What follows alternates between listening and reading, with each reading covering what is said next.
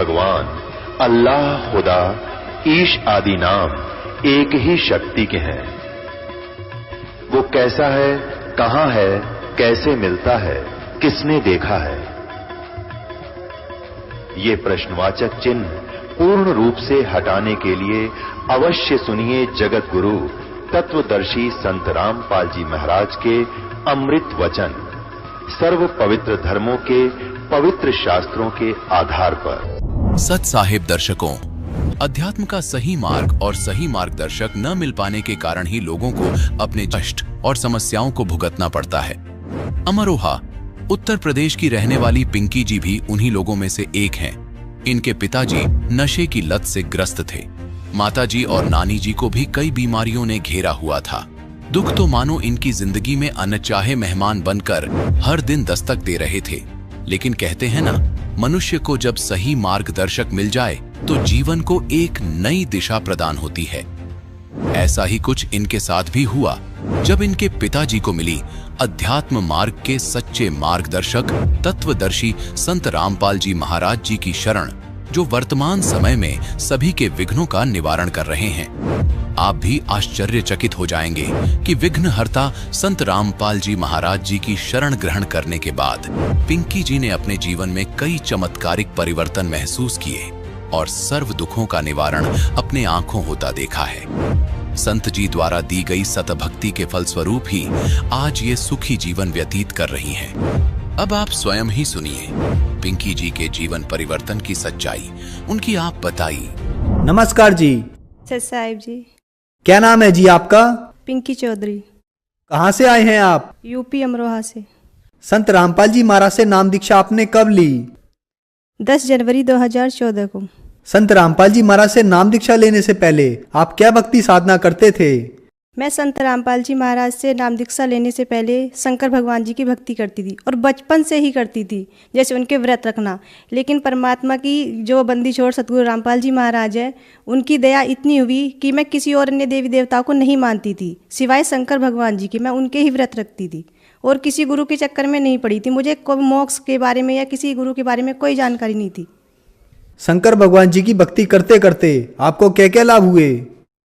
लाभ पहले तो कुछ नहीं पता था कि इनसे ये लाभ भी दे सकते हैं या नहीं दे सकते, लेकिन मुझे कोई लाभ नहीं हुआ है। जो मेरी मम्मी पापा थे, मेरे पापा जी बहुत ड्रिंक करते थे, मम्मी इतनी बीमार रहती थी, बहुत ज़्यादा बीमार रहती थी, लेकिन उनसे कोई लाभ नहीं हुए। मैं यही सोचती थी, हे शंकर भगवान जी मेरे पापा की ड्रिंक छुटवा दो, हमारी आर्थिक स्थिति सही हो जाएगी, लेकिन कोई लाभ नहीं हुआ मुझे। संत रामपाल जी महाराज के बारे में जानकारी आपको कहाँ से मिली? मेरे मामा जी हैं, वो संत रामपाल जी महाराज जी से नाम दीक्षा लेकर गए हुए थे। उन्होंने मुझसे कहा था, क्योंकि मैं अपने मामा जी के घर पे गई हुई थी, गर्मी की छुट्टी थी। उन्हें वो सत्संग सुनते थे बंदी छोड़ सतगुरु रामपाल जी महाराज जी का। तो जब वो सत्संग सुनते थे, हम सीरियल देखते थे। हम बोलते थे कि भैया आप क्या देखते हो, ये हमें अपने सीरियल देखने दो, ये तो रोज ऐसे ही दिखाते हैं, एक ही पुस्तक को खोल के बार बार दिखाते हैं, पता नहीं आप क्या देखते हो। तो वो कहते थे, पागल तेरी समझ में नहीं आएगा, जब जिस दिन तू नाम लेगी ना, तुझे ज्ञान होगा, तब देखना, तू भी रोए करेगी। तो मैंने बोला नहीं नहीं ऐसी कोई बात नहीं है। तो फिर अगले दिन उसने कहा, एक काम करते हैं कि हम जो बुआ जी को लेकर चलते हैं, क्योंकि मम्मी बहुत बीमार रहती थी और बुआ जी ठीक हो जाएंगी। मैं बोला भैया एक काम करो, तुसी जो है ना मम्मी नू लेके नहीं जाओ, पापा जी नू लेके जाओ, क्योंकि पापा जी हमारे ड्रिंक करते थे और अगर पापा जी शराब पीनी छोड़ देंगे ना तो हमारा सारी फैमिली अच्छी हो जाएगी। तो बोला ठीक है मैं कोशिश करता हूँ। मेरे मामा जी का लड़का मेरे पापा को सतलोक आश्रम लेकर गए। मेरे पापा जी ने संत रामपाल जी महाराज जी से नाम दीक्षा ली और नाम दीक्षा लेने के बाद वो घर पर आए। उन्होंने हमसे बताया, मुझसे, मम्मी से, मेरी छोटी सिस्टर थी, भैया थे, सबसे बताया। तो जब मुझसे कहा, पापा आके तारीफ कर रहे थे सतलोक आश्रम की, वहाँ पे फ्री खाना मिलता है, वहाँ का रहन सहन ऐसा है, सभी भगत इतने प्यार से बात करते हैं और मतलब देसी घी के बता रहे थे कि सब सामान ऐसे बनता है। तो मैंने कहा पापा से कि पापा जी आप तो बस ऐसे ही करते हो, कोई पागल नहीं है कि इतना आपको इतना सब कुछ देगा। बोले नहीं बेटा एक बार चल के देखना। मैं बोला चलो ठीक है मैं घूमने चलती हूँ। पापा जी मुझे ले गए घुमाने के लिए। मैं घूमने गई थी, ना कि नाम दीक्षा लेने गई थी वहाँ पे। लेकिन जब मैंने वहाँ पर जाकर देखा, जो रामपाल जी महाराज जी हैं उनकी ऐसी दया हुई कि मैंने भी फिर नाम दीक्षा ले ली। संत रामपाल जी महाराज से नाम दीक्षा लेने के बाद अनेक से भक्तों को लाभ होते हैं, तो क्या आपको भी कोई लाभ हुए? जी हाँ, संत रामपाल जी महाराज जी से नाम दीक्षा लेने के बाद मुझे सबसे पहला लाभ, जो मानव जीवन का मूल कार्य होता है यानी कि जिसे मोक्ष कहते हैं, 84 लाख योनियों से जो पीछा छूटता है, मुझे मोक्ष मिलने की सही विधि, सही भक्ति विधि मुझे प्राप्त हुई। और जैसे शारीरिक लाभ होते हैं, मेरे पित्त की जो थैली होती है, गुर्दे में पथरी होना तो आम बात होती है, लेकिन मेरी पित्त की थैली में पथरी थी और 6 9 mm की इतनी पथरी थी। और मेरे इतना दर्द होता था, इतना दर्द होता है कि डॉक्टर कैप्सूल भी देते थे और मेरे इंजेक्शन भी लगाते थे, तब जाकर मुझे थोड़ी शांति मिलती थी। लेकिन मुझे कोई लाभ नहीं हो रहा था। सबने ये बोल दिया था कि ऑपरेशन होगा इसका, तभी इसके पित्त की थैली पथरी की निकलेंगी। लेकिन मैंने संत रामपाल जी महाराज जी से सिर्फ प्रार्थना की थी कि गुरुजी मेरे ऐसे ऐसे पथरी हैं। तो संत रामपाल जी महाराज जी की मात्र आशीर्वाद से ही मेरी वो पथरी, आज 3 साल हो चुके हैं, मेरे ना ही कोई दर्द है ना कोई पथरी है, बिल्कुल कुछ भी नहीं है।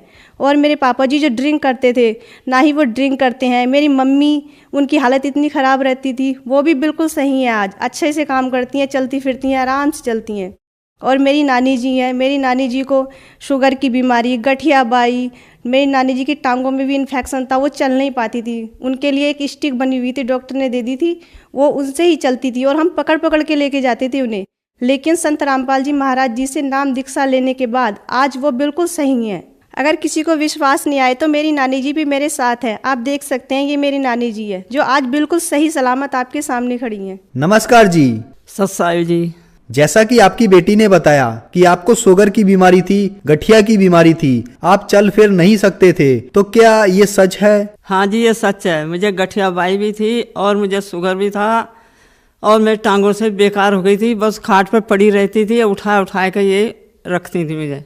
आज मैं बिल्कुल सही हूँ, सिर्फ सतगुरु रामपाल जी महाराज के आशीर्वाद से ही सही हुए, उनसे प्रार्थना लगाई थी। संत रामपाल जी महाराज से नाम दीक्षा लेने के बाद आपको बहुत लाभ प्राप्त हुए। आप भगत समाज को क्या संदेश देना चाहेंगे? जी, मैं भगत समाज से हाथ जोड़कर प्रार्थना करना चाहती हूँ कि जो आप दर दर की ठोकरें खाते हैं, कोई शिव जी की भक्ति करता है, कोई किसी और की भक्ति करता है, तो आइए और संत रामपाल जी महाराज जो हरियाणा में बैठे हुए हैं, जैसे हमारे परमात्मा कहते हैं कि पूरा पश्चिम उत्तर दक्षिण फिरदा दाने दाने नू, सर्वकला सतगुरु साहिब दी हरियाणे हरियाणे नू। तो परमात्मा हरियाणा में आए हुए हैं, उन्हें पहचानो। क्योंकि आज जो शिक्षित समाज है, पहले तो ये धर्मगुरु हमारा बेवकूफ़ बनाते थे, हमारे जो दादा परदाता हैं वो पढ़े लिखे नहीं थे, लेकिन समाज तो शिक्षित है। हमारे जो सतगुरु रामपाल जी महाराज जो वेद शास्त्र खोल कर बता रहे हैं कि भगवान कौन है, उसकी पहचान करो। और सभी शास्त्र यही बताते हैं कि जो कबीर साहब है वो पूर्ण परमात्मा है। हमारी गीता जी प्रमाण के साथ बता रही है कि जो कबीर साहब है वो ही पूर्ण रूप से पूर्ण भगवान है, पूर्ण ब्रह्म वही है। सभी से मैं हाथ जोड़कर प्रार्थना करना चाहती हूँ कि संत रामपाल जी की शरण में आओ और उनसे नाम दीक्षा लेकर अपना कल्याण करवाओ। धन्यवाद जी। सत साहिब जी। दर्शकों, अभी आपने सुने संत रामपाल जी महाराज से दीक्षा प्राप्त करके सुखी हुए भक्त के अनुभव। अब देखिए जगत गुरु तत्वदर्शी संत रामपाल जी महाराज के मंगल प्रवचन। पहले ये ब्राह्मण थे, विद्वान थे, शिव के पुजारी थे, भगवान शिव के शिव पुराण की कथा करके ये अपनी दक्षिणा से गुजारा किया करते थे, निर्वाह करते थे। अब वो दक्षिणा बंद हो गई, जिस कारण से इन्होंने जुलाहे का काम करना प्रारंभ कर दिया था। तो वो प्रतिदिन उस लहर तारा तालाब के अंदर स्नान करने जाया करते थे। वहां परमात्मा सतलोक से आए, एक शिशु रूप धारण किया, नीरू नीमा उनको उठा ले गए। तो वहां परमात्मा धीरे धीरे बड़े हुए, 5 वर्ष की आयु में ही बड़े बड़े विद्वानों के छक्के छुड़ा दिए। परमात्मा 5 वर्ष के थे उस समय महर्षि कहो, पंडित जी कहो, स्वामी रामानंद जी 104 वर्ष के थे और वेदों और गीता के बड़े विद्वान माने जाते थे।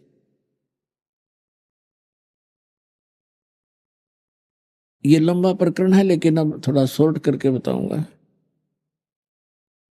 और 16 वर्ष की आयु में ही वो दीक्षित हो गए थे। बाल ब्रह्मचारी थे, ब्राह्मण जाति में थे।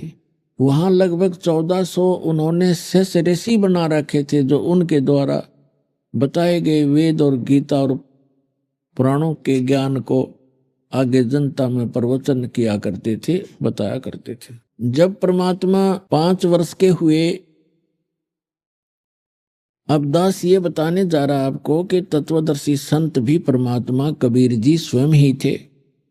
और उसके पश्चात जिन महापुरुषों को मिले वो तत्वदर्शी संत थे। कौन कौन? आदरणीय धर्मदास साहिब जी, आदरणीय मलुकदास साहिब जी, आदरणीय नानक साहिब जी, आदरणीय दादू साहिब जी, आदरणीय गरीबदास साहिब जी, गांव छुरानी, जिला झज्जर, हरियाणा वाले, आदरणीय गीसा दास जी, गांव खेखड़ा, अब जिला बागपत हो गया, बागपत, पहले मेरठ जिला था, उत्तर प्रदेश वाले।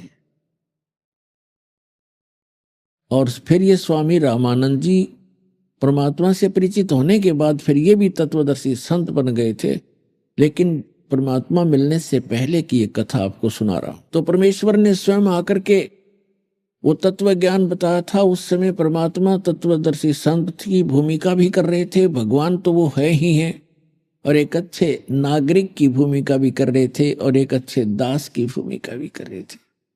हमारे लिए एक उदाहरण पेश करके गए कि इस लोक में यदि आप मोक्ष चाहते हैं तो यहाँ की सब बकवादें, सब यहाँ के जो नकली सुख, इनसे मन हटाना पड़ेगा, तब आप यहाँ सफल हो सकोगे। तो क्या बताया था परमात्मा ने 600 वर्ष पहले तत्वदर्शी संत की भूमिका करते हुए? अक्सर पुरुष एक पेड़ है, सर पुरुष वाकी डारे, तीनों देवा शाखा है, 22 पात रूप संसारे। अक्सर पुरुष एक पेड़ है, निरंजन कहो, सर पुरुष कहो, इसे काल कहो, सर ब्रह्म कहो, सर पुरुष वाकी डार, और तीनों देवा, रजगुण ब्रह्मा, सतगुण विष्णु, तम गुण शिव जी, तीनों देवा शाखा हैं ये पात रूप संसार। हम तो पात रूप के अंदर हैं, संसार तो, और जैसे एक उल्टा लटका हुआ संसार रूपी वृक्ष श्रीमद् भगवद गीता अध्याय 15 मंत्र 1 में बताया है कि तत्वदर्शी संत कौन होगा? जो संसार रूपी वृक्ष, जो ऊपर को जड़ वाला, नीचे को तीनों गुण रूपी शाखा वाला संसार रूपी वृक्ष है, और उसके पत्ते आदि सब विभाग हैं। गीता ज्ञानदाता ने सिर्फ इतनी जानकारी दी है कि ऊपर को ऊर्ध्व मूलम अधः शाखम अश्वत्थम पराहु अव्यम छंदासी यस्य प्रणानी, प्रणानी माने पत्ते, छंदासी माने विभाग है, खंड है, इसके विभाग है। यह तम वेद स वेदविद, जो इस संसार रूपी वृक्ष, ऊपर को जड़, नीचे को शाखा, और ये बाकी इसके पत्ते हैं। इस उल्टे लटके हुए संसार रूपी वृक्ष के सभी विभाग जो जानता है, स वेदविद, वो तत्वदर्शी संत है। यानी गीता ज्ञानदाता भी इस वृक्ष के सभी पार्ट से परिचित नहीं था, नहीं तो 18 अध्याय 700 श्लोक थोड़े नहीं होते, ये तो 2-3 श्लोका में कंप्लीट हो जाता। अब परमात्मा ने किया है कि अक्सर पुरुष एक पेड़ है, सर पुरुष वाकी डार, और तीनों देवा शाखा है, वाई पात रूप संसार। छंदासी यस्य प्रणानी, जिसके पत्ते आदि विभाग हैं, उनको जो जानता, तो परमात्मा ने बताया।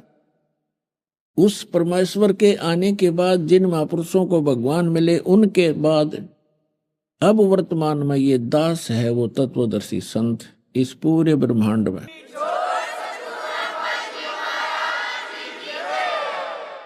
पुण्यात्माओं, अपनी आप महिमा करना अच्छा सा नहीं लगता, लेकिन मेरी मजबूरी बन गई, क्योंकि हमारे भगवान ने भी अपनी जानकारी आप पर बताई थी। हम ही अलख अला हैं, कुतुब गोस और पीर, गरीबदास खालिक धनी, हमरा नाम कबीर। ए स्वामी सृष्टा में, सृष्टा माने सारी सृष्टि का रचने वाला, ए स्वामी सृष्टा में सृष्टि हमारा तीर, और दास गरीब, गरीबदास जी बता रहे हैं भगवान की महिमा। जैसे तुलसीदास जी ने श्री रामचंद्र जी की रामायण लाखों वर्ष पहले की घटना, जो कि तो अपने सिंपल भाषा में चित्रार्थ कर दी थी। ऐसे ही परमेश्वर से परिचित होने के बाद आदरणीय गरीबदास साहिब जी ने परमात्मा की महिमा अपनी अमरवाणी में आंखों देखा भगवान को और सारे ब्रह्मांडों को, सारे लोकों को चित्रार्थ की। तो यहां गरीबदास जी का नाम इसलिए आता है, गरीबदास जी बता रहे हैं भगवान ने ऐसे कहा, ए स्वामी सृष्टा में, रामानंद जी से कहा था, ए स्वामी सृष्टा में और सृष्टि हमारे तीर, ये सारा संसार, सारी सृष्टि, असंख्य ब्रह्मांड, ये मेरे तीर, मेरे आधार हैं। और दास गरीब अधर बसूं, परमात्मा कबीर जी कहते मैं ऊपर रहता हूं, अवगत सत्य कबीर। अवगत माने प्रोक्ष, जिसको कोई नहीं जान सका उसकी रजा के बिना। दास गरीब अधर बसूं, मैं ऊपर रहता हूं, सतलोक में निवास है मेरा। और अविगत सत कबीर, सत कबीर माने अविनाशी कबीर। अब यहां आपको वो चित्र दिखाता हूं जो परमात्मा ने 2 पंक्तियों में, 1 श्लोक में सारा ही कह दिया। अक्षर पुरुष एक पेड़ है, सरपुरुष वा की डार, और तीनों देवा शाखा है, ये पात रूप संसार। देखिएगा, ये है गीता ज्ञान दाता ने सिर्फ इतना कहा है इस संसार रूपी वृक्ष के बारे में कि ऊपर को जड़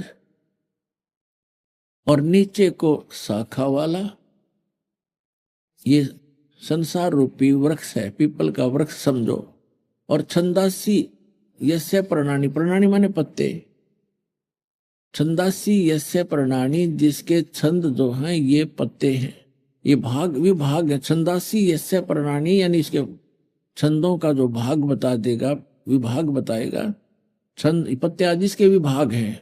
और ये तम वेद से वेदवित, परमात्मा ने केवल इतना बताया है जैसे जमीन से बाहर जितना पोर्शन पेड़ का होता है उसको पेड़ कहते हैं और तने पर आधारित होता है। तो परमेश्वर ने कहा कि अक्षर पुरुष एक पेड़ है, ये तना तो अक्षर पुरुष समझो, और सरपुरुष वाकी डार, ये मोटी डार निकला उसमें से एक, और तीनों देवा शाखा हैं, ये पात रूप संसार। तीनों देवा शाखा हैं, रजगुण ब्रह्मा जी, सतगुण विष्णु जी, तमगुण शिव जी, ये शाखा है। और हम यहाँ पात रूप संसार, हम यहाँ पात रूप में हैं। अब ये बताया परमेश्वर ने कि अक्षर पुरुष एक पेड़ है, सरपुरुष वा की डार, और तीनों देवा शाखा हैं, ये पात रूप संसार। परमात्मा ने अपने द्वारा रची हुई सृष्टि को कंप्लीट बताया है, लेकिन इन्होंने ये जड़ छोड़ दिया। मूल कौन है, ये दास भेजा मूल बताने के लिए, या वो महापुरुष भेजे, लेकिन उनको मना कर दिया था कि अभी ये तत्व ज्ञान सार्वजनिक नहीं करना है। धर्मदास मेरी लाख दुहाई, ये मूल ज्ञान कहीं बार न जाई। मूल ज्ञान बाहर जो पढ़ी, बिचली पीढ़ी हंसनी तरही। और मूल ज्ञान ये तत्व ज्ञान और सार शब्द तब तक छुपाई जब तक 12 पंथ ना मिट जाई। तो ये अभी तक छुपा के रखना था। ये 12 पंथ, 12वां पंथ गरीबदास पंथ है। इसके अंदर ही परमात्मा ने कहा था कि 12वें पंथ में हम ही आएंगे, जो 12वां पंथ चल चुका होगा। और जब कलयुग 5500 वर्ष बीत गया होगा लगभग, तब हम आएंगे। वो परमेश्वर नहीं आए तो दास को भेज दिया, उस सारी संपूर्ण अध्यात्म ज्ञान से युक्त करके। अब देखिएगा, अब ये अक्षर पुरुष कौन है? ये परम अक्षर ब्रह्म, ये पूर्ण परमात्मा है। ये है पूर्ण ब्रह्म, परम अक्षर ब्रह्म। पूर्ण ब्रह्म कहो, परमेश्वर कहो, परम अक्षर ब्रह्म कहो। ये तो संसार रूपी वृक्ष की मूल है, जड़ है, जिससे सभी को आहार मिलता है, जो सबका पालन पोषण करने वाला है, धारण पोषण करने वाला है, और जिसने सभी ब्रह्मांडों की रचना की है, जिससे सबकी उत्पत्ति हुई है। ये देखिएगा, ये है, ये परम अक्षर ब्रह्म है। ये दास बताने के लिए भेजा। परमात्मा ने कहा था कबीर अक्षर पुरुष एक पेड़ है और निरंजन वाक की डार, इसको सर पुरुष कहो चाहे निरंजन कहो, और तीनों देवा शाखा हैं ये पात्र रूप संसार। अब आप कंप्लीट देखिएगा ये संसार रूपी पीपल का वृक्ष, ये संपूर्ण एक संसार रूपी वृक्ष को देखें, ये है कंप्लीट संसार रूपी वृक्ष। गीता ज्ञानदाता ने कहा कि ऊर्ध्व मूलम अधः शाखम, ऊपर को जड़ और नीचे को शाखा वाला ये संसार रूपी पीपल का वृक्ष अविनाशी कहा है। छंदासी यस्य पर्णानि, बस ये इसके पत्ते आदि उसके भेद हैं, ऊपर को जड़ और ये शाखा और ये पत्ते इसके विभाग हैं, और जो इनको जानता है वह तत्वदर्शी संत है। तो परमात्मा स्वयं ही तत्वदर्शी संत बनकर आए थे और उन्होंने ये ज्ञान परमात्मा ने स्वयं बताया था, अपने द्वारा रची हुई सृष्टि को उन्होंने ही बताया था। तो प्रसंग चल रहा है पूर्ण सतगुरु की पहचान। इसमें कोई भाषा विशेष का विशेष योगदान नहीं है। कोई यूं कहे कि किसी को संस्कृत नहीं आती वो कैसा संत कैसा विद्वान, नहीं। भाषा का काम अपने विचारों को दूसरे तक पहुंचाना, बस इतना ही पर्याप्त है। तो दास बताने जा रहा है कि परमात्मा 5 वर्ष के हुए, बड़े बड़े विद्वानों के छक्के छुड़ा दिए। एक स्वामी रामानंद जी का शिष्य विवेकानंद नाम के, वो कहीं सत्संग कर रहे थे, पंडित जी ब्राह्मण, और वो विष्णु जी के उपासक थे, क्योंकि स्वामी रामानंद जी वैष्णव परंपरा से जुड़े थे और विष्णु जी को अपना इष्ट मानते थे। अभी तक हम जो देखा करते थे, जो विष्णु जी को इष्ट मानकर अपना भक्ति साधना करता था, वो विष्णु जी को ही सर्वशक्तिमान बताया करता, और यहां तक कहा करते विष्णु जी ही ब्रह्मा का रूप धारण करके उत्पत्ति करते हैं, वही सतीची करते हैं विष्णु रूप धारण करके, और वही शिव रूप धारण करके संहार करते। और जो शिव जी का पुजारी होते थे वो कहते थे भगवान शिव ही सर्वेश्वर हैं, सर्वेश्वा हैं, यही ब्रह्मा रूप में उत्पत्ति करते हैं, विष्णु रूप में सतीची करते हैं, और शिव रूप में ये संहार किया करते हैं। तो ये केवल दंत कथा थी, लोक वेद था, कोई झूठ और बकवाद थी, ये अज्ञानी व्यक्तियों की सोच थी। अपने आत्मा, इससे पहले थोड़ा सा आपको और बता दूं कि एक दिन परमात्मा ने देखा कि गुरु के बिना मोक्ष तो किसी का होगा नहीं, और परमेश्वर को कोई गुरु की आवश्यकता नहीं थी। इसलिए परमेश्वर कबीर जी ने हमारे लिए कि आने वाले समय में काल का दाव ना लग जावे, क्योंकि काल के मनमुखी पंथ बहुत चलेंगे जो श्रद्धालुओं को भ्रमित किया करेंगे, उसके लिए उन्होंने स्वयं गुरु धारण करना अनिवार्य समझा। उसके लिए परमात्मा जब 5 वर्ष की लीला में आयु में प्रवेश थे, उस समय 2.5 वर्ष के बालक का रूप बनाया, और स्वामी रामानंद जी 104 वर्ष के वृद्ध हो चुके थे। प्रतिदिन, गर्मियों का मौसम था, प्रतिदिन सुबह उठकर पंचगंगा घाट पर गंगा में स्नान करके प्रतिदिन आते थे, और वहां से उनका आश्रम घनी दूर नहीं था, 5-4 एकड़ की दूरी पर ही उनका आश्रम था स्वामी रामानंद जी का।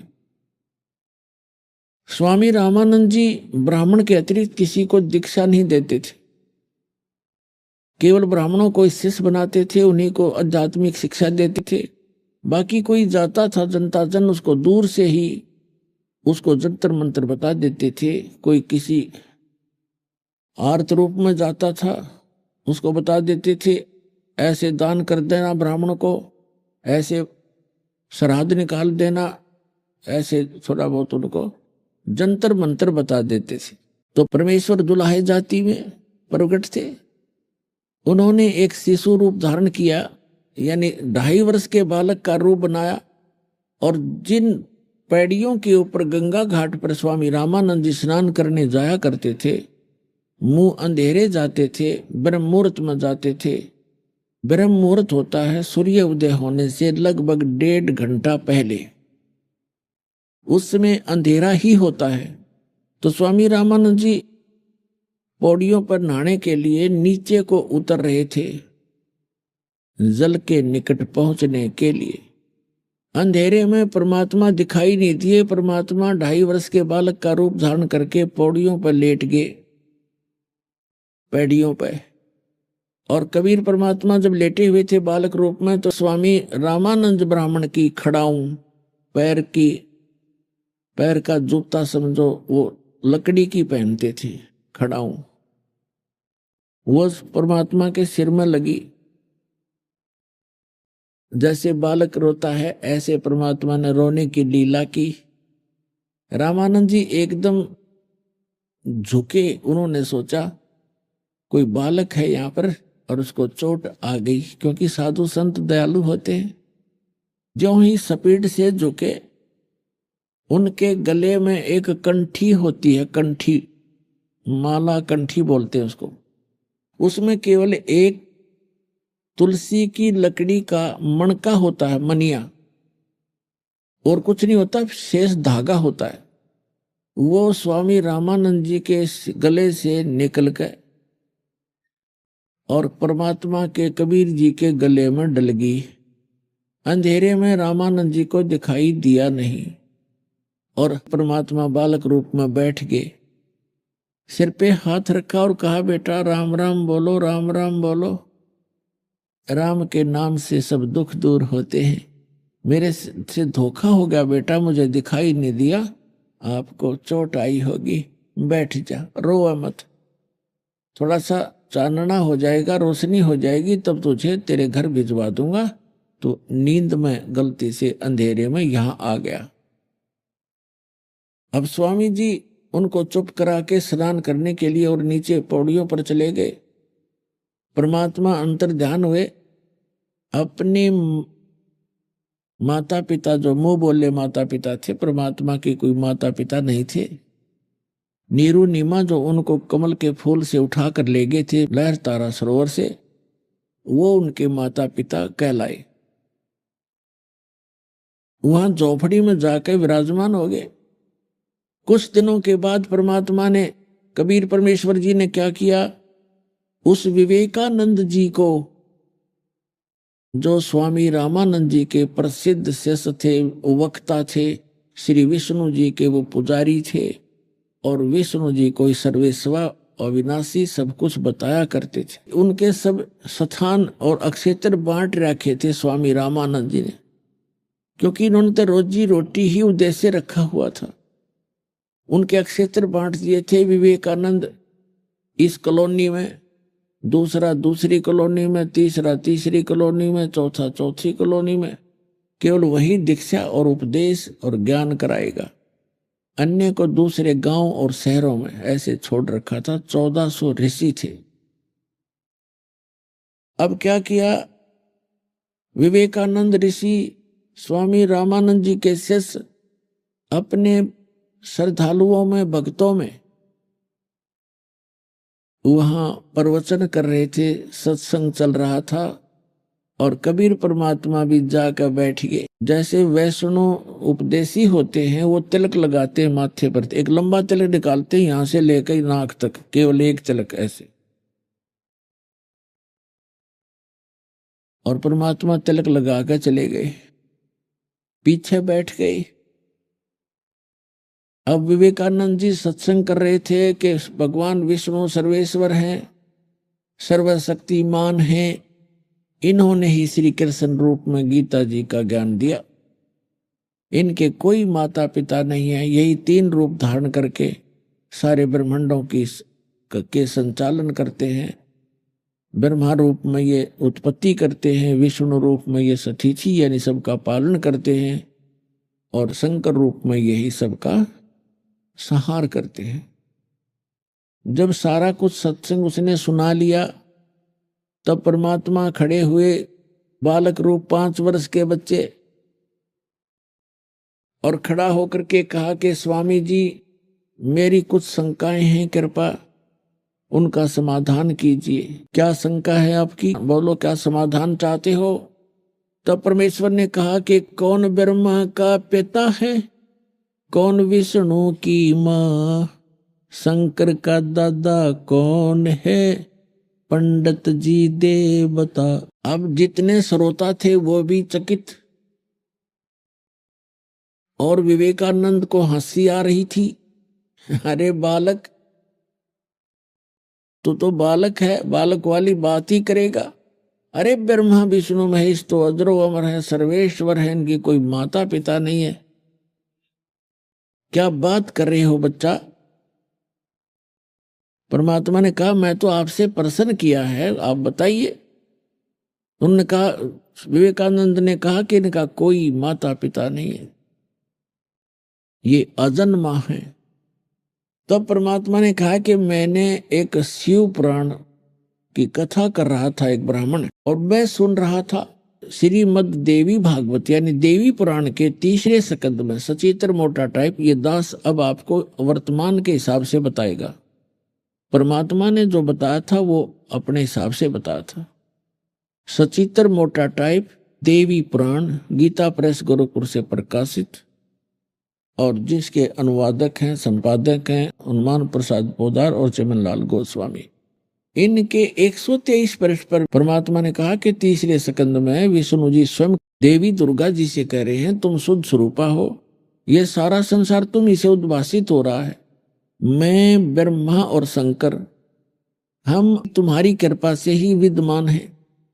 हमारा तो आविर्भाव माने जन्म तिरोभाव मीन मृत्यु हुआ करता है। हम अविनाशी नहीं है, केवल तुम ही अविनित हो, प्रकृति देवी हो। तो भगवान शंकर कह रहे हैं कि हे माता, जब विष्णु जी के बाद श्री ब्रह्मा जी भी आप ही से उत्पन्न हुए हैं, तो क्या मैं तमोगुणी लीला करने वाला शंकर आपका पुत्र नहीं हुआ? और दूसरी बात सुनो स्वामी जी, के शिव पुराण के अंदर रुद्र संहिता अध्याय नंबर 5 से लेकर 8 तक, उसमें स्पष्ट किया है कि शिव और शिवा के संयोग से पति पत्नी व्यवहार से विष्णु जी की उत्पत्ति हुई। अब इस बात को सुनकर विवेकानंद बहुत ज्यादा बौखला गया, अपनी इंसल्ट फील की कि मेरे वक्ताओं में एक छोटा सा बालक और मुझे विचलित कर रहा है। उसको ये भी मालूम था कि ये श्रोता शिक्षित नहीं है और ये मैं जो कहूंगा उसको ही फाइनल मानेंगे, इस बच्चे की बात पर ये विश्वास नहीं करेंगे। फिर भी उसने अपनी इंसल्ट किसी ना किसी तरीके से महसूस की, और जिसके कारण उस बालक वेशधारी परमात्मा से कहा कि ए बालक, आपने ये ज्ञान कैसे प्राप्त हुआ? आप कैसे जान सकते हो सदग्रंथों को? क्या आपने कोई गुरु बना रखा है? परमात्मा ने कहा कि हाँ जी, मैंने गुरु बना रखा है। विवेकानंद जी ने पूछा, आपका गुरु कौन है? कि जो आपका गुरु जी है वही मेरे गुरु जी हैं। विवेकानंद जी ने प्रश्न किया, आप किस जाति से हो? परमात्मा बोल नहीं पाए, उससे पहले वहां श्रोताओं ने कहा कि ये तो उस नीरू जुलाहे का पुत्र है, और ये जहां जाता है वहां ऐसे ही सबके सामने टांग अड़ाता है। तब विवेकानंद ने विषय बदल दिया, अपने अज्ञान को छुपाने के लिए विषय बदल दिया और कहा, देखो रे लोगों, ये कितना झूठा है। ये धानक जुलाहे का पुत्र और मेरे पूज्य गुरुदेव जी को गुरु बता रहा है। मेरे गुरुदेव पता है कौन है? स्वामी रामानंद श्री 1008 पंडित स्वामी रामानंद जी महाराज। और तू जुलाहे का पुत्र, ए झूठे बालक, तुझे पाप लगेगा, तूने मेरे गुरु जी की बेइज्जती कर दी है ऐसी भरी सभा के अंदर।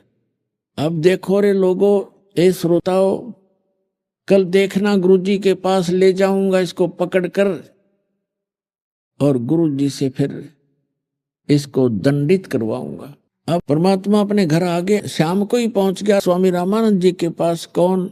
विवेकानंद पंडित जी। और जाके कहा, महाराज मारी तो नाक काट ली, हम तो कितबार मुंह दिखाने जोगे नहीं छोड़े, हम कैसे संसार में रह पाएंगे। रामानंद जी ने पूछा, भी कारण बता बच्चा, क्या बात है? तो विवेकानंद जी ने कहा कि महाराज, एक नीरू नाम के जुल्हाए का पुत्र, कबीर नाम है उसका, और उसने तो बड़ी सभा में बेइज्जती करवा दी मारी। उसने कहा कि मैंने स्वामी रामानंद जी से दीक्षा ले रखी है, लंबा सा तिलक लगा रखा अपने की तरह, और हे गुरुदेव अब हम कैसे संसार में रह पाएंगे, हमारी तो इज्जत का नाश हो गया। तो रामानंद जी बहुत दुखी हुए, कहने लगे वो झूठा है, मैंने किसी जुल्हाए के बालक को नाम दीक्षा नहीं दी, और कल लाओ उसको पकड़ के। तो विवेकानंद 7-8 और लठैतों को लेकर गया, बदमाश गुंडों को, और पहुंच गया वहां जुलाहों की कॉलोनी में। वहां जाके पूछने लगा कि यहाँ नीरू की झोंपड़ी कौन सी है। तो उसी कॉलोनी के कुछ व्यक्ति और पुरुष और औरतों ने उनके आव भाव से जान लिया कि ये ठीक नीयत से नहीं आए और नीरू की झोंपड़ी पूछ रहे हैं। तो उनमें से एक दो ने जाके, स्त्री पुरुष ने पहले ही आगाह कर दिया उस नीमा को कि आज कुछ व्यक्ति अच्छी नीयत से नहीं आए हुए हैं कॉलोनी में, और आपका घर पूछ रहे हैं, हाथ में लठ ले रखे हैं, डंडे ले रखे। तो नीमा के मन में उसी समय आ गया कि ये कबीर है जो बच्चा, ये इन ब्राह्मणों को छेड़छाड़ करता ही रहता है, और मैंने इसको बहुत समझा लिया, ये मानता नहीं। तो परमात्मा सोए हुए थे, वो तो सुबह सुबह पहुंच गए। नीमा ने उस बच्चे बालक भगवान को उठाया और कहा, बेटा तूने किसको क्या कह दिया? कुछ ऐसे निकम्मे व्यक्ति एक ब्राह्मण के साथ आए हुए हैं, तो बेटा ऐसे कर, झोंपड़ी के पीछे छुप जा, मैं तेरे ऊपर कुछ कपड़े वपड़े गुदड़ ऐसे पुराने जराने डाल दूंगी, तू बोलिए मत बेटा। तो ऐसे नीमा ने परमात्मा को पीछे ले जाके झोंपड़ी के वहां लिटा दिया, उसके ऊपर ऐसे पुराने फटे कपड़े और कोई ऐसा डाल दिया जैसे महसूस ना हो कि यहां बालक छुपा है। तब तक वो आ गए वहां पर विवेकानंद और उसके सारे साजंदे, और कहने लगे, तेरा बेटा कहाँ है, उसको बाहर निकाल। तो हाथ जोड़ करके नीमा कहने लगी, मेरे बच्चे ने क्या कोई कसूर कर दिया, कोई गलती कर दी, मैं धमका दूंगी, खुरका दूंगी, आगे नहीं करेगा ब्राह्मण। वो माना नहीं, नहीं निकाल उसको बाहर, गुरु जी के पास ले जाएंगे, उसके वहां सजा दिलाएंगे। अब वो मना करती रही, वो अंदर घुस गए, वो मस्टंडे विवेकानंद के आदेश अनुसार के पकड़ के ले आओ उसको। अंदर गए झोंपड़ी में, चारपाई थी, कुछ वो उठा पटक कर दी सारी, देख ढूंढने के लिए। और माई हाथ जोड़कर गिड़गिड़ा रही है कि मेरा बच्चे ने क्या गलती कर दी, मैं समझा दूंगी। परमात्मा ने सोचा ये मां को दुखी गना करेंगे, झोंपड़ी से बाहर से आवाज लगाई, सब कपड़े हटाकर खड़ा हो गए और कहा, विवेकानंद, ए पंडित जी, मैं झोंपड़ी के पीछे खड़ा हूं। अब वो भाग करके पीछे गए, परमात्मा को पकड़ लाए बाजू से। अब मां की ममता थी, क्योंकि बच्चा जो साथ रहा बचपन छोटा सा लाए थे उठा के, उसमें मोह विशेष बन गया था, और बच्चे को छुड़वाने के लिए उनके हाथ पकड़ लिए दोनों, और बच्चे को सीने से लगा रही है, छोड़ दो मेरे बालक को, छोड़ दो मेरे बच्चे को। उन मस्टंडों ने लठ मारे उस माई के हाथों पर, और जब पीट पीट कर अचेत कर दिया तब उसने उनके हाथ छोड़े। इस शोर शराबे को सुनकर नीरू भी भागा आया, उसने भी बच्चे को छुड़वाने और कारण जानने की कोशिश की, उसको भी पीट डाला और जबरदस्ती ले गई। जैसा कि आप जी को सचित्र मोटा टाइप देवी भागवत देवी पुराण के आपको छठे सकंद 414 पृष्ठ पे बताया। व्यास जी ने बताया जन्मेजय को कि हे राजन, जो सतयुग त्रेता द्वापर में राक्षस समझे जाते थे, ऐसे तो कलयुग के ब्राह्मण हैं। इनका दया नाम की चीज नहीं, ज्ञान इनके पास नहीं, झूठ बोलना, छल कपट करना इनका मूल उद्देश्य बन गया। तो वो उन्होंने साबित कर दिया। कुछ देर के बाद दोनों होश में आए। कॉलोनी के लोगों ने उठाकर उनको घर पर डाला। दोनों दर्द के कारण कर्रा रहे हैं और कबीर कबीर कर रहे हैं। उधर से परमात्मा को ले जाकर के स्वामी रामानंद जी की झोपड़ी के सामने खड़ा कर दिया। और भी श्रोता बहुत इकट्ठे दर्शक आ गए थे, क्योंकि विवेकानंद ने अपनी इज्जत बरकरार रखनी थी और ये सिद्ध करके कि ये झूठा है, इसने झूठ बोली है कि स्वामी रामानंद जी से इसने दीक्षा ले रखी। विषय बदल ही चुका था वो। अब रामानंद जी ने तो कह के बुलाया था कि कल सुबह ले आना, वो भी इंतजार में थे। अब रामानंद जी ने अपनी झोपड़ी के कुटिया के सामने एक पर्दा टांग रखा था। झोपड़ी के अंदर रामानंद जी बैठे थे। अभी तक उसने अपनी भक्ति साधना जो प्रतिदिन नित्य नियम सुबह का करते थे वो नहीं किया था।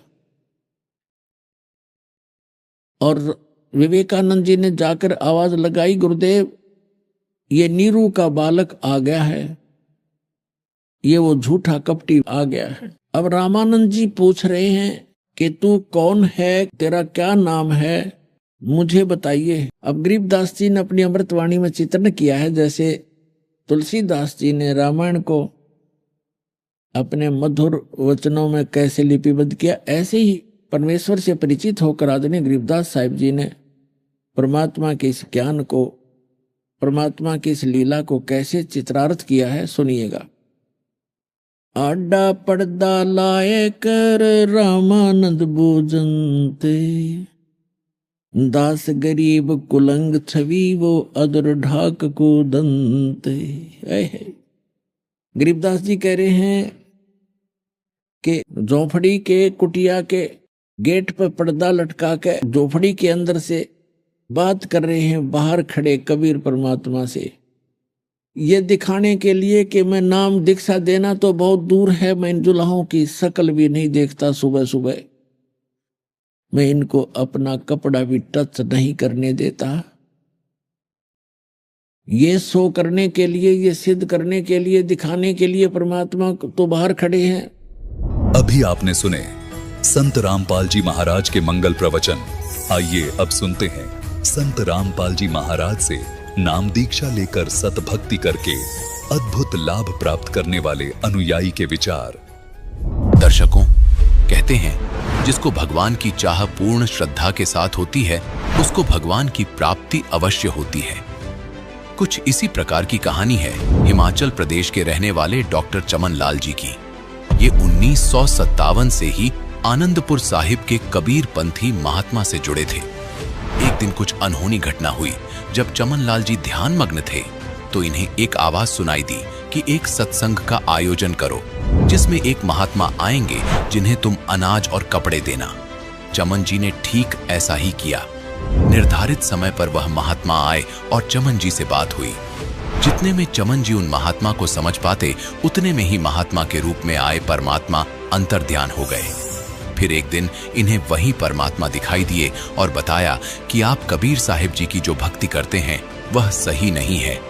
अगर शास्त्र अनुकूल भक्ति करनी है तो आप हरियाणा के संत रामपाल जी महाराज जी से नाम दीक्षा लो।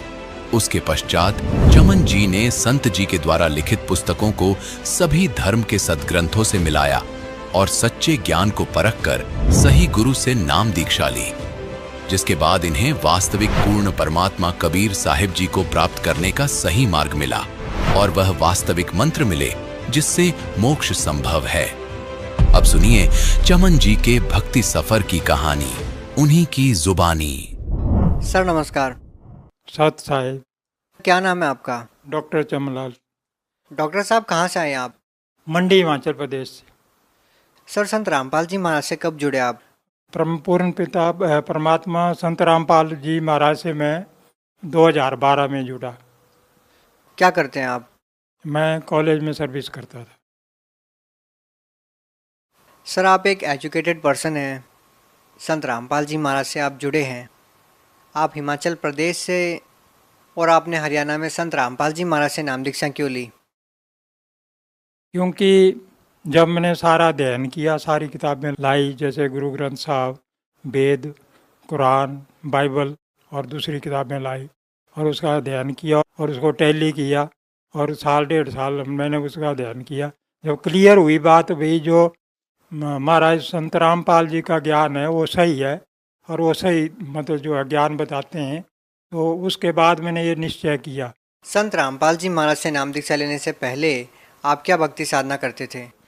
कबीर साहब की भक्ति करता था मैं। 1957 से मैं कबीरपंथी था, तो उसके बावजूद भी वो नाम जो है तो किसी संत ने निभाया, किसी महात्मा ने नहीं बताया, वो अपना मनमुखी बताए और मनमुखी नाम दान देते थे। तो इसलिए जब मैंने शास्त्रों का अध्ययन किया और देखा कि उनके ज्ञान को टैली किया उससे, परमात्मा संत रामपाल महाराज जी के ज्ञान से, तो यह क्लियर हुआ कि स्पष्ट हुआ कि यही ज्ञान सबसे उत्तम ज्ञान है और सही ज्ञान है। तो इसलिए मैंने निश्चय किया कि वहाँ से मैंने नाम डाल दिया। सर, संत रामपाल जी महाराज जी की शरण में आने से पहले आपके साथ क्या कोई अनुभव ऐसा है जिसको आप शेयर करना चाहेंगे? हाँ जी है सर। ऐसा था भाई, मैंने 1957 में कबीर साहब का नाम दान लिया था। कहाँ से नाम दान लिया आपने? आनंदपुर साहब के एक महात्मा थे कबीरपंथी, वो मंडी में आए थे हमारे वहाँ एरिए में, तो उनसे मैंने नाम दान लिया था। और उसके बाद लगातार मैं उस भक्ति को करता रहा, बड़ी ईमानदारी से, बिल्कुल मतलब ठीक तरीके से पूरी समय उसके लिए देता था। जब ऐसा चलता रहा तो जब एक दिन मैंने ये निश्चय किया 2009 में कि कुछ पाठ रखा जाए, तो मैंने बीजक का पाठ शुरू किया और कोई स्मरण शुरू किया और ये 3 महीने तक चलता रहा। 3 महीने में जब मैं ऐसे बैठा था ध्यान में, तो एकदम जो है तो आवाज़ आई, वे बेटा आप जो एक सत्संग रखो और एक महात्मा आएगा, उसको आपने अनाज और कपड़े देने हैं।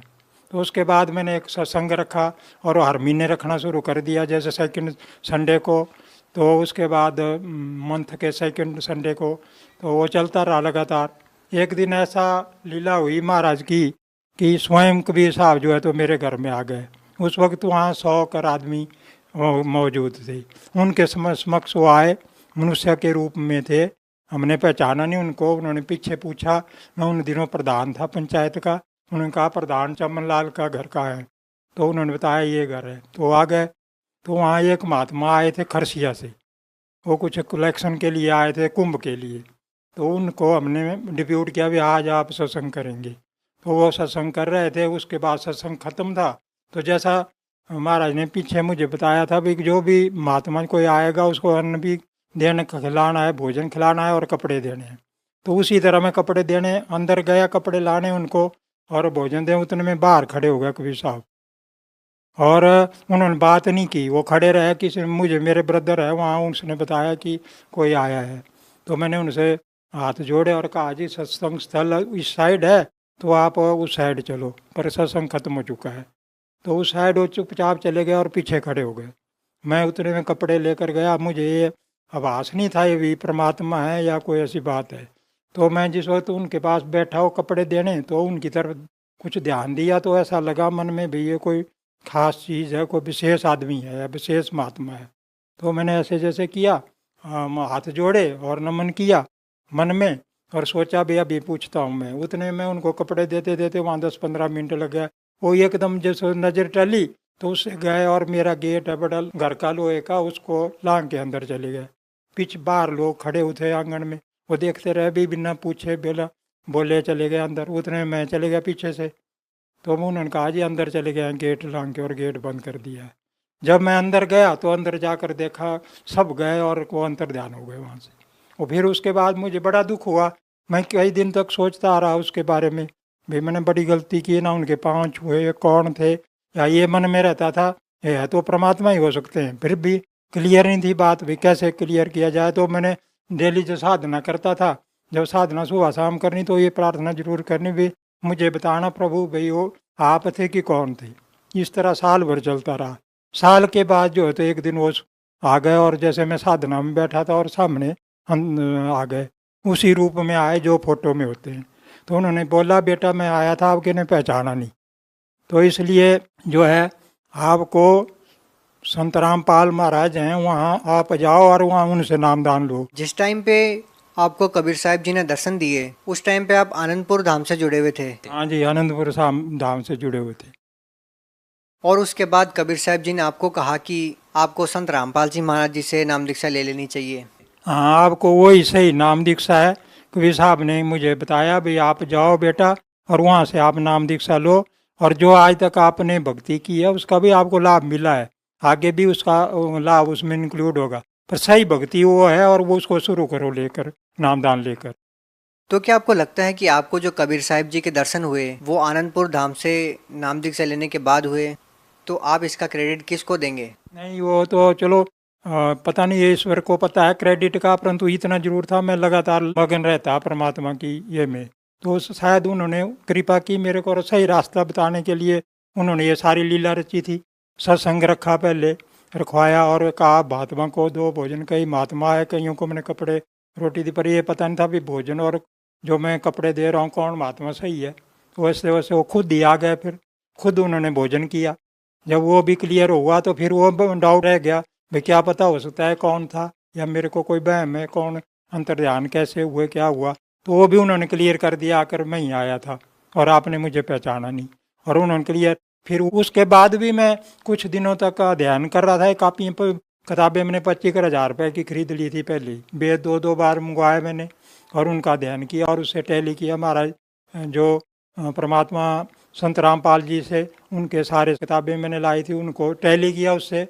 तो उसके बाद भी मैं ये सोचता रहा भी जब कबीर साहब मेरे सामने घर में आए तो मेरी भक्ति सही है। तो जिस वक्त उन्होंने फिर दोबारा मुझे दर्शन दिया और उन्होंने बताया बेटा आपको वहीं जाना पड़ेगा, वही सही भक्ति है, तो आप बरवाला जाओ और जो है तो परमात्मा संत रामपाल जी से ही जो सही आपको नाम दीक्षा देंगे उसको ग्रहण करो, उस पर चलो, और आपकी जो पिछली भक्ति है उसमें इंक्लूड होगी, जो आपने कमाई की है वो भी आपकी उसमें इंक्लूड होगी, उसमें आपको कोई भी संशय करने की जरूरत नहीं है।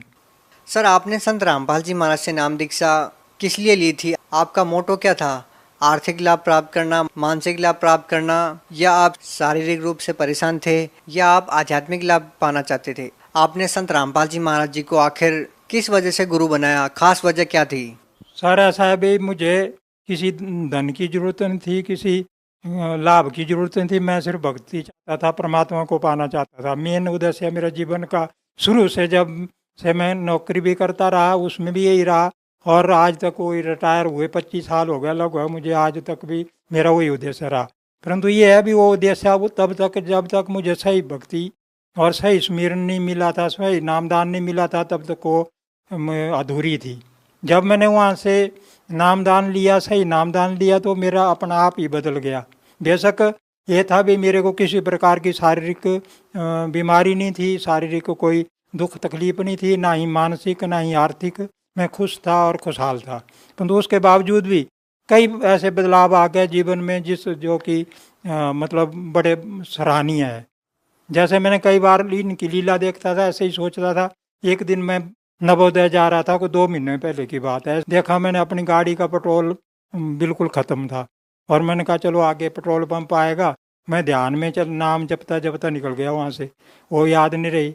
आगे मंडी पहुँच गया, मंडी से भी जो है तो क्या ना ध्यान में ही नाम जपते जपते आगे निकल गया और पहुँच गया नवोदय। पेट्रोल था नहीं, गाड़ी चल रही है। जब वहाँ पहुँच गए तो वहाँ से मैं जब वापस आया तो वापस में भी उतना ही पेट्रोल, जब मंडी पहुंचा तो उतना ही पेट्रोल था। मैंने देखा भी डालना पेट्रोल, फिर मैंने तो वहाँ नहीं डाला, देख लिया मैंने मंडी भाई पेट्रोल है नहीं। फिर अपने घर के पास पहुंचा तो वो तब भी पेट्रोल वही था। 4 दिन में उस गाड़ी को चलाता रहा, पेट्रोल उतना ही रहा। उसके बाद वो पेट्रोल डाला मैंने। तो ये एक ऐसी ऐसी कई लीलाएँ होती थी। महाराज की बड़ी कृपा रही हमारे पर, और आज तक जो है तो अभी तो मैंने सतनाम ही लिया है, तो उसके बावजूद भी बहुत खुश हूँ मैं उनकी कृपा से, और हर तरह से वो हमारी रक्षा करते हैं, तो हम बड़ी खुशी से रहते हैं, और बड़े मतलब हमें पूरी संतुष्टि है उस नामदान से, और भक्ति में भी तरक्की हो रही है।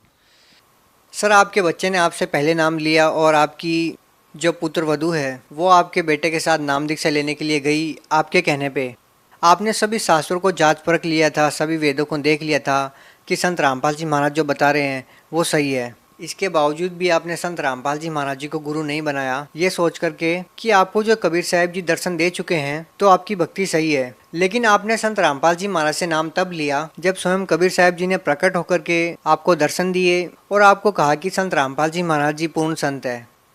तो सर, क्या ऐसा पॉसिबल है कि कबीर साहब जी सबको प्रकट होकर दर्शन दें और कहें कि आपको संत रामपाल जी महाराज जी से नाम दीक्षा लेनी चाहिए? एक आम जनमानस संत रामपाल जी महाराज जी तक कैसे पहुंचेगा? वो तो ऐसा है जी भाई, परमात्मा ने दर्शन दिए होंगे, ये तो पता नहीं, उनके बड़े उपकार है मेरे पर।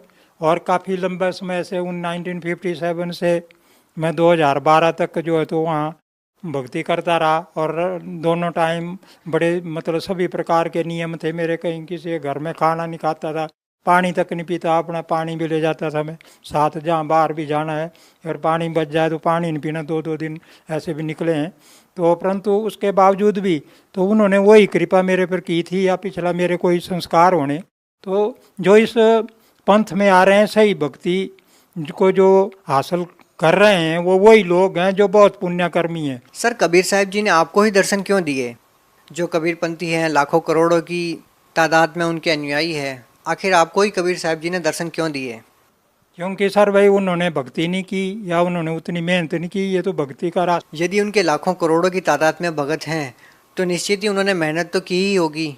नहीं, उन्होंने तो अपना पंथ चमकाने के लिए की, उनको ये इससे कोई मतलब नहीं था भाई भक्ति करनी है। आपने क्या चमकाने के लिए भक्ति की? मैंने तो परमात्मा का सही तरीके से नाम लिया, जो बताया था रात दिन मैं उसमें लगा रहा, सारे नियम रखे, जो नियम बताए थे उन नियमों पर चला, कबीर साहब के ग्रंथ शास्त्र पर। क्या आपको लगता है कबीरपंथी जो अन्य संत हैं वो कबीर साहब जी के बताए अनुसार नहीं चल रहे? नहीं चल रहे हैं, क्योंकि वो उसको जानते हैं नहीं, शास्त्रों को ही नहीं सही। आपको ऐसी कौन सी बात लगती है कि वो जितने भी कबीरपंथी संत हैं वो कबीर साहब जी के आदेश के अनुसार नहीं चल रहे? ऐसा कौन सा नियम वो भंग कर रहे हैं? कोई 2-3 बातें बताएंगे जो आपको लगती हो कि कबीर साहब ये बात बताते हैं और जो कबीरपंथी संत है वो उन बातों को फॉलो नहीं करते?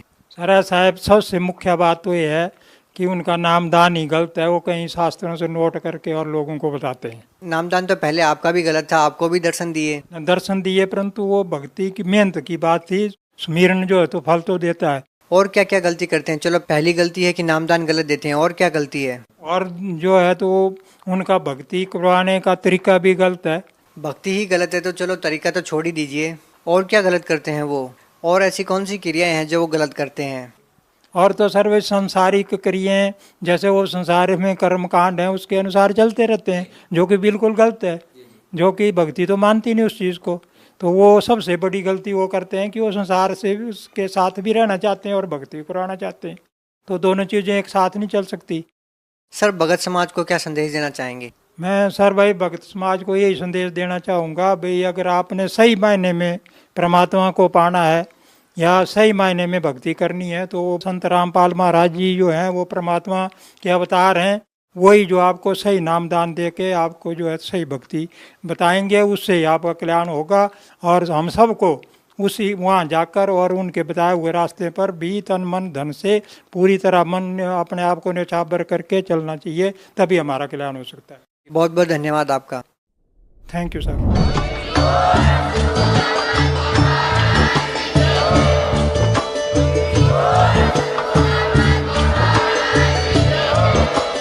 आप सुन रहे थे जगत गुरु तत्वदर्शी संत रामपाल जी महाराज जी के मंगल प्रवचन। अधिक जानकारी के लिए विजिट कीजिए हमारी वेबसाइट www.jagatgururampalji.org। संत रामपाल जी महाराज जी के शुभ आशीर्वाद से पूरे विश्व भर में 500 से भी ज्यादा नाम दीक्षा केंद्र हैं, जिन पर संत रामपाल जी महाराज जी द्वारा ऑनलाइन निशुल्क नाम दीक्षा दी जा रही है। अपने नजदीकी नाम दीक्षा केंद्र का पता करने के लिए संपर्क करें 8222880541।